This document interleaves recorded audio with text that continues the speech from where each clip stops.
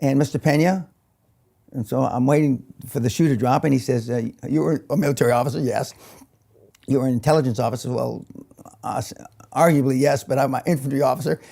He says, Mr. Penny's going to head this up. And I head up what? I didn't ask him in the meeting. After the meeting, I said, well, Mr. Gratsos, head up what? The invasion. What year is this? 1981-82. 81-82, the Vatican, the CIA, Mel DeMarcos, Mobil Oil want to go in and remove the president.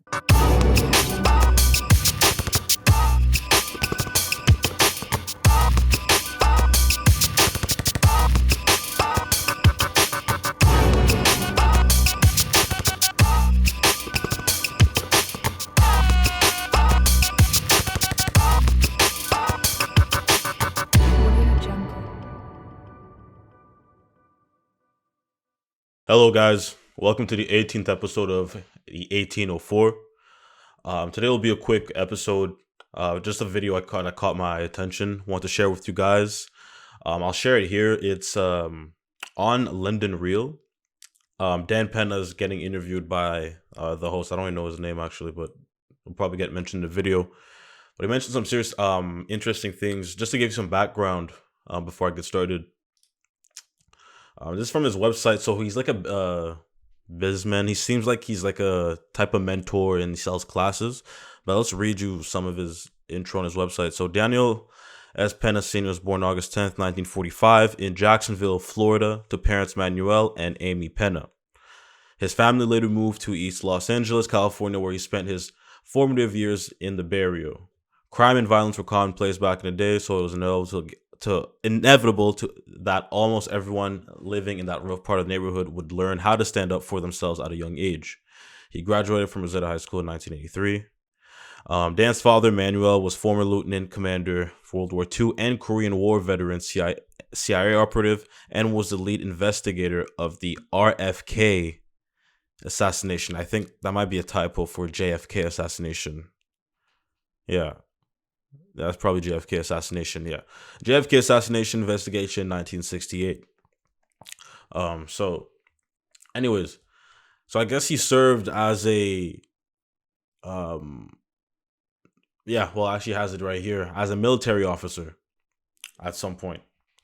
So he would usually get hired. He wouldn't be necessarily in the army, but he'd get hired, like kind of like mercenaries in a sense. You'd get hired by contractors to do a specific job. You either accept it or not.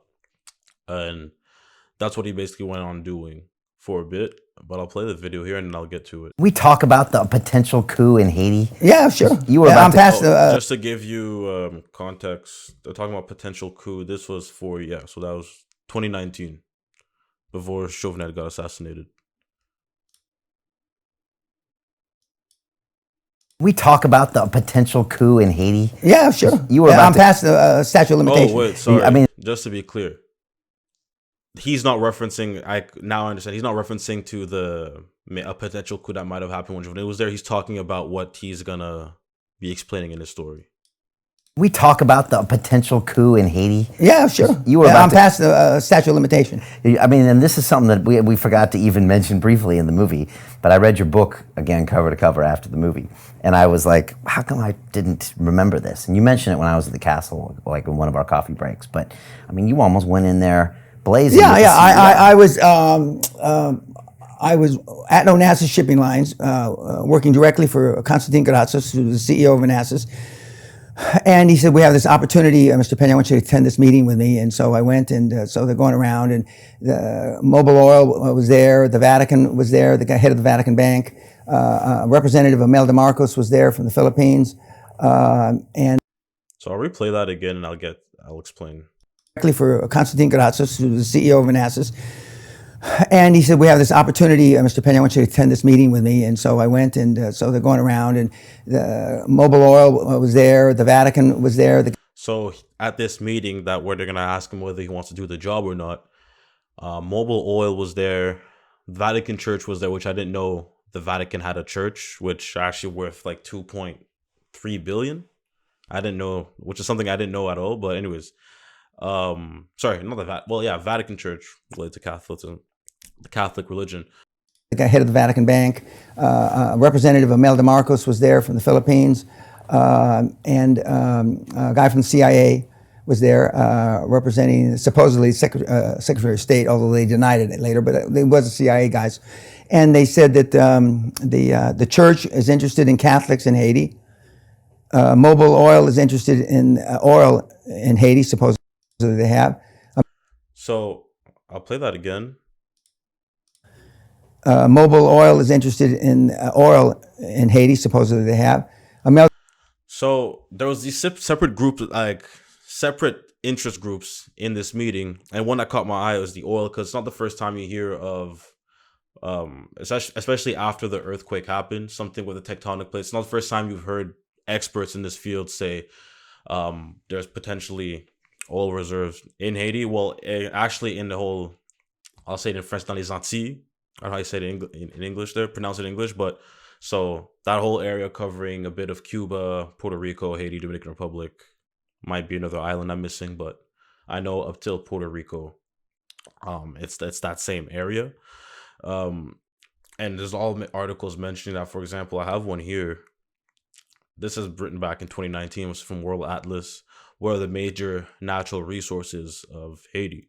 And then here you'll see a recent finding has shown that the nation of Haiti might have some of the largest oil reserves in the world. The oil reserves are estimated that they could be larger than those of Venezuela, which, by the way, before I pause, I'm sure this is something you guys have heard of in the past. Let me finish this here. Nations that are found closer to the Great Antilles, such as Puerto Rico, Cuba, Dominican Republic, and Haiti, are estimated to be sitting on natural gas of about 159 billion cubic feet and oil of about 142 million barrels.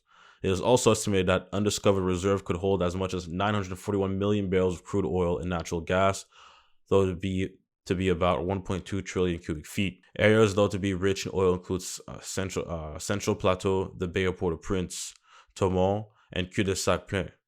Daniel Mathurin, a French scientist, has compared Haiti's oil reserve to a swimming pool compared to those of Venezuela, which he likened to a glass of water. So yeah, interesting facts here. And we don't know. There has been oil exploration in the past, and what's interesting is essentially what I'll go back to the video after once I'm done this article. But he's essentially talking about how he was about to be involved in a potential coup against Baby Dog. We'll get to that soon. 20 oil sites have been already identified for potential drilling, with 5 of them being considered crucial. Scientists have supported the likelihood of massive oil reserves in Haiti, since it has been found that areas where tectonic plates meet the ocean often hold huge amounts of hydrocarbons ready for exploitation. It is thought that the earthquake that shook the nation recently could have allowed oil to seep into the fault lines. Scientists from various companies are currently studying the fault lines from Port-au-Prince onwards to try and find areas with unexploited deposits that are ripe for drilling. At least 3 million barrels have been discovered in what is regarded as shallow formations just off the nation's shore. The Oil Trade Journal of 1919, however, suggests that oil was discovered in the nation of Haiti long before current oil rush in the nation.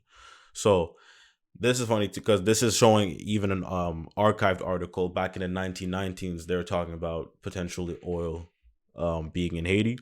But the thing with that too, it costs a lot to build refineries, and a lot of governments don't invest in their refineries like that. Even for the United States, they do import a lot of oil or use LNG, but they haven't built a new oil rig since 1971, 1972. Like the ones that are there haven't, so it's been a while since they've actually built a new oil rig. And here in Canada, I'll make my point here, but here in Canada, for example, we have second or third largest oil reserves. However, since it's oil sands, it costs a lot of money. Well, first you have to build the infrastructure to get it out, but also it costs a lot of money because the refining process is not the same as, for say, the oil you'd see in Saudi Arabia, Nigeria, or Venezuela, for example. Mother Marcos just wants to have a good time, and the Onassa Shipping Lines is interested in shipping oil in Haiti, and Mr. Pena. And so I'm waiting for the shoe to drop, and he says, you were a military officer? Yes. You were an intelligence officer? Well, arguably yes, but I'm an infantry officer. He says, Mr. Penny's going to head this up. And I head up what? I didn't ask him in the meeting. after the meeting, I said, well, Mr. Grazos, head up what? The invasion. What year is this? 1981, 82. 81, 82, the Vatican, the CIA, Melda Marcos, Mobil Mobil Oil Oil, want to and- go in and remove the president. They were Baby Doc DeValier Yeah. and Tonton Macoute. Now, I don't know who knows if the story is true or not. Because my only thing I always wonder too, and I want to get back to the oil thing, but like, I wonder what would have been the reasoning for that, for them wanting to go invade if Baby Doc wasn't doing their bidding in a sense, or falling in line, which I don't think he would have fallen out of line. So he doesn't give more context. I'll finish the video. He doesn't give more context as to why, really. Maybe he doesn't know either, but that's something interesting to see. And back to the oil part, why a country maybe like the United States would want to go in. Well, it's something strategic. Well, there's two things, right? Haiti in the sense that like it's in the United States backyard. Even back when the speech from the Monroe Doctrine back in 1823, when basically President Monroe at the time was like, oh, well, from now on, in the Western Hemisphere, we don't want any European European countries trying to colonize any of these territories here because it's in our backyard. Therefore, like basically, the United States was trying to establish their influence in the Western Hemisphere. Now today, where if you look at the 80s, where the interest of Mobil inside the country, it could be something strategic. Maybe that's in a sense they were going to do oil exploration, because it doesn't necessarily means there's oil in Haiti. There could be some interest because there's, like I said, the thing with the tectonic plates has been mentioned many times, and numerous articles have been written about potential oil reserves in Haiti. But you also got to think too, like a weak government or a puppet government like Haiti, which has been most of its history. With a weak government like that, you just allow more and more opportunity for outside countries from the outside to go in and mine, because there's 2 or 3 Canadian companies at least in Haiti that are mining gold, and using that. I'm sure obviously they get a license and the government does get money, but it is not the same as if the country or Haitian companies would invest in the infrastructure and actually produce and mine their own stuff, resources, and then sell it off, right? A weak government, corrupt government's not going to get to that, doesn't think that way. Has not even Haiti, but has in some countries have shown, but there has been even some corrupt governments where they actually do take advantage, or some very authoritarian governments where they do take advantage of the resources and they do sell it off and invest in infrastructure as well. And in terms of helping the country too, like I know there's this whole shift for reducing fossil fuels and moving to green, but it's not realistic for most countries in the world that are like where most people are living in poverty, because it is more costly to move to a green to shift to green rather than people burning coal or using gas for their generators too, because it is cheaper option of electricity for them rather than moving to this whole green shift, essentially, of reducing fossil fuel and helping the environment. It's not realistic for most countries, really, and even considering the fact that they're not even responsible for emitting most of the CO2 levels on the planet.